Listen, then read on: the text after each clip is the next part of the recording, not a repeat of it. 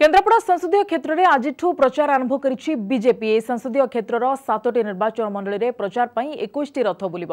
प्रति निर्वाचन मंडली में 3टी लेखाएं रथ परिक्रमा कर कार्यक्रम रही। आज एने जिला बीजेपी सभापति दुर्योधन साहू सांबादिक सम्मेलन में सूचना देते।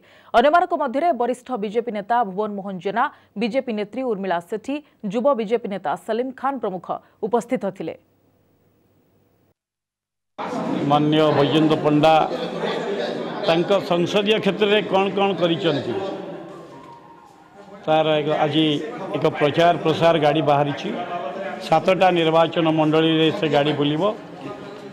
मोटामोटी भाव में 7टा निर्वाचन मंडली रे आज बीजेपी प्रचार कार्य आरंभ है। आज ठारू गोटे राजनैतिक दल भाव में बीजेपी पाखरे से सत्साहस अच्छी तार प्रत्येक कार्यक्रम को आपण मान कलम एवं लेंस माध्यम रे साधारण जनता पाखरे जवाबदायी करिबा यह केवल भारतीय जनता पार्टी रो सामर्थ्य।